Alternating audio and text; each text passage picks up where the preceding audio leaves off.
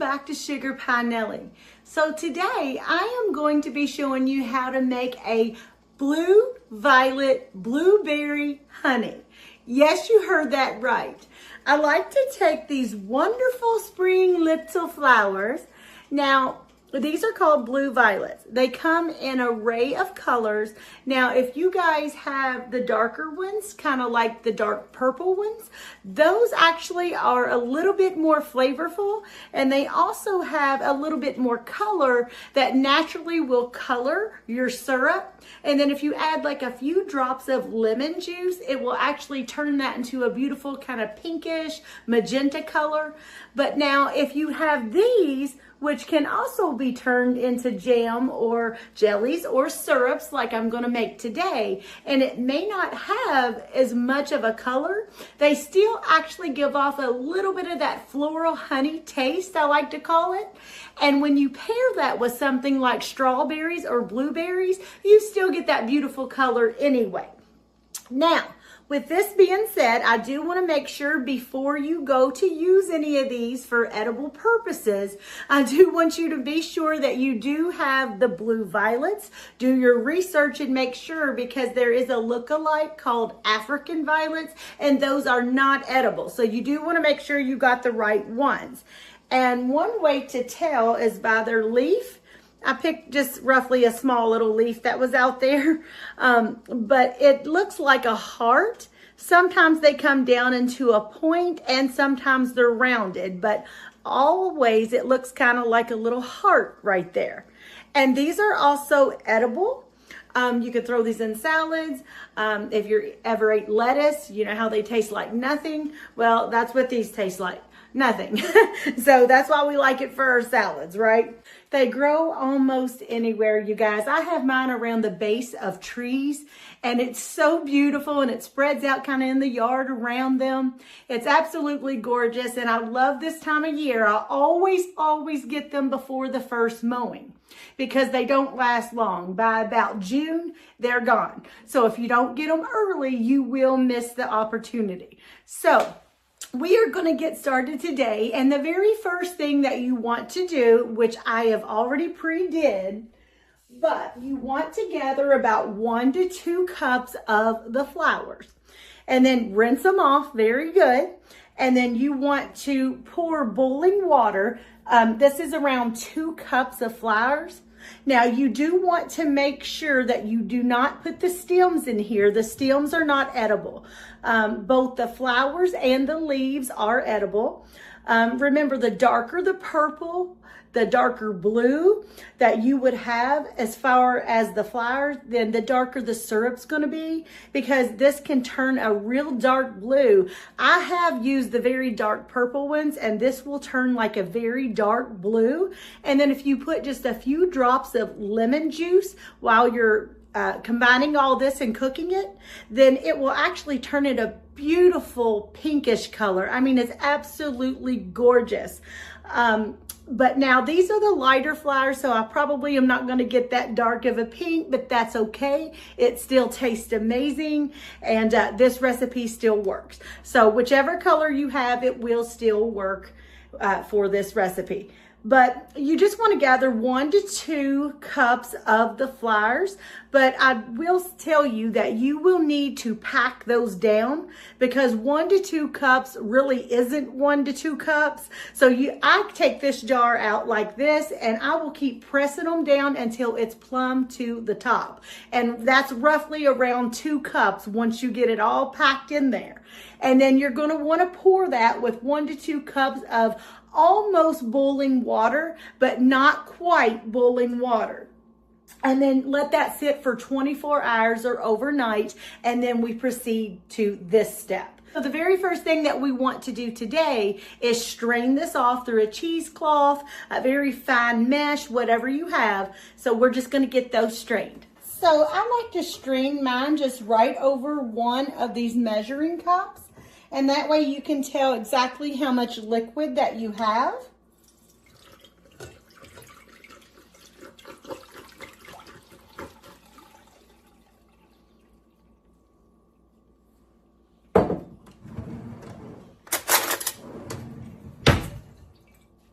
And then just kind of make sure you squeeze those and let all that liquid come through. And remember what I said, if you have, I think we had one dark one. So I can show you what that looks like. See the dark purple? The more darker they are, the darker the color of the syrup and the pink that you can get. And this is right at 2.5, 3 cups. So all you're going to do is add that to a pot.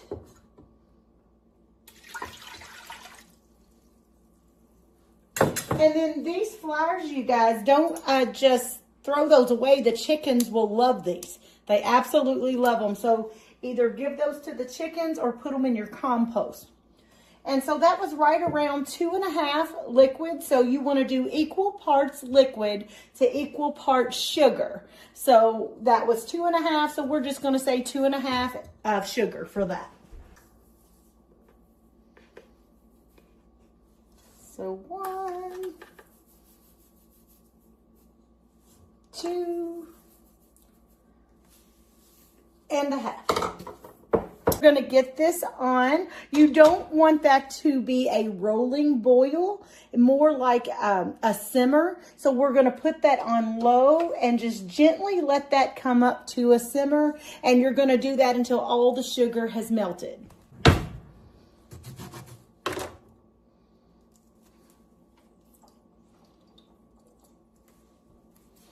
While this is simmering, melting, I'm going to go ahead and take my jars for the syrup, and I go ahead and let them kind of be sanitizing in there, along with the lids and the rings. Okay, and to our pot, we are going to add 1 cup of frozen blueberries. Now that can be blueberries that you have on hand fresh, or they can be frozen, or ones you've picked and froze last year. That's perfectly fine. We're going to put that in our sugar and our blue violet little syrup there. And we are just going to cook that until all of those berries are cooked. Also, I am not using pectin with this because I do want it to stay more on the syrup, kind of on the consistency of honey. Let this simmer several minutes on low. And then what you're going to do, the more you let that simmer, the more it will begin to thicken on its own. Now you can add pectin to this if you would rather have this into a jam. The same very recipe that I'm giving you for syrup is the exact same one you would use for jam. The only difference is that you would add 1 package of powdered pectin, and that can help that gel up there for you. But I am going for more of a syrup here because we like to pour that on corn fritters, pancakes, think French toast. So that's what we're aiming at here today.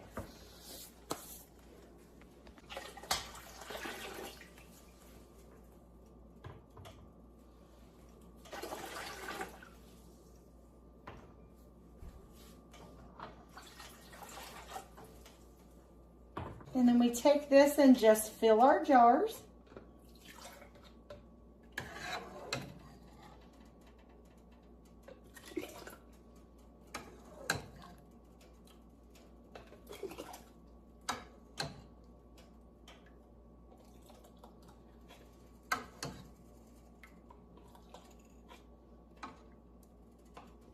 You want to make sure that you wipe your rims there, make sure all that's clean. And then place on your lid. You leave about a 1/2 inch headspace on that. And then put this right down back into your canner. And see, you still got that beautiful color from the blueberries, but you got that taste of wildflower honey, which makes it amazing. You can store, now if you're just doing the syrup from the blue violets, you don't have to can that. You can store that in the refrigerator for up to 6 months. It's good for, but if you can it, especially if you're using any kind of fruit or anything like that and you want to preserve that for a little longer. I like to keep mine for no longer than about 2 years. You could probably get more out of that, but I like to do 2 years. And then that way you don't have to be in a rush to hurry up and eat that in 6 months. You can open that when you're ready.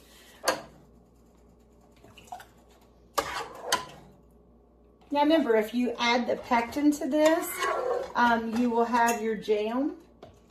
And then that's also good if you want to put that on biscuits and stuff like that. That is also very good to do. So I kind of alternate between syrups and jams.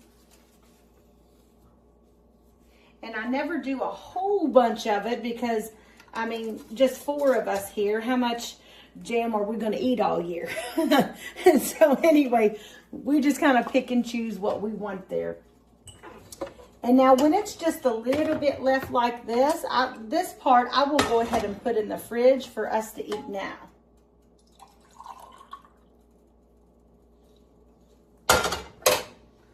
So I won't worry about canning this one. I'll just let that cool down and put that one in the fridge. So all we're going to do is in a water bath canner.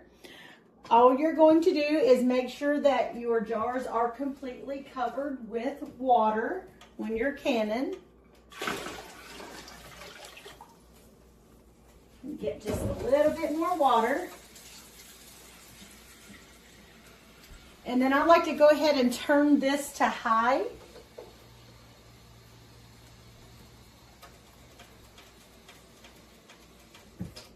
You want every jar in here to be completely covered with water. And we place on the lid, and then it takes about 20 minutes for this to come up until it finally has a steam coming out from the lid. Once that steam starts coming out of that lid, then we will process, and our time is 10 minutes for these. So, but you never start your countdown processing your time until you see that steam, like a steady stream of steam coming out from the lid. And I'll leave this on for 10 minutes. And then at the end of that 10 minutes, we will remove the lid, but leave your jars in the canner for 5 additional minutes before we take them out. All right, so this has been resting about 5 minutes after our processing time. So I am going to take these up, and I just normally sit mine on a cutting board on the counter, and that's where I'll leave them overnight. And then I won't touch these, don't disturb these at all until tomorrow.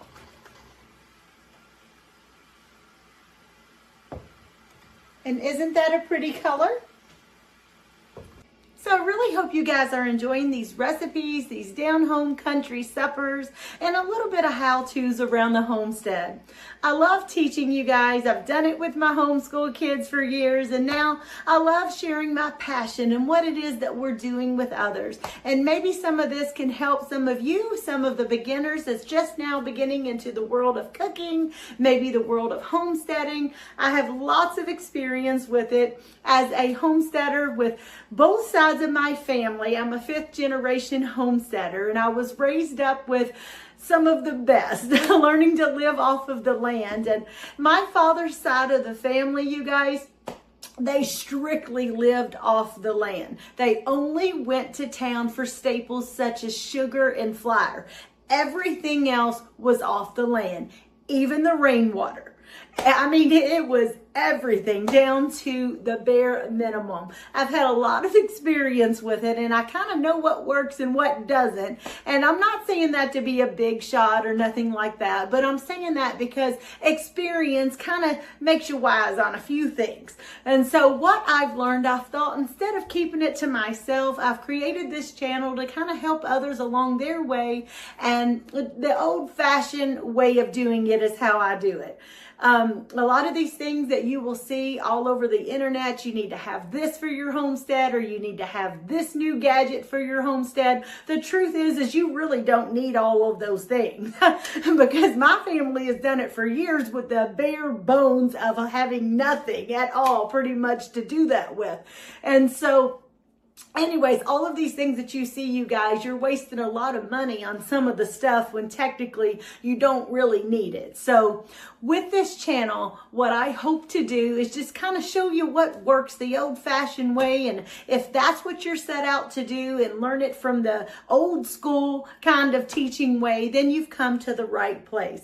I'm very blessed to be on here and show you guys how to do some of these things. It really is a passion of mine. I absolutely love it. And the Down Home Delicious recipes is actually an heirloom of mine that I am passing down to my own very own children. So these videos will be around to show them how to teach these delicious meals and how to teach them how to cook it for their families as well. And in doing that, I also want it to be a blessing to you, so you can pass it down to your family and create wonderful memories with them as well. So reach out anytime. Feel free to email me at sugarpienelly@gmail.com with any questions you have.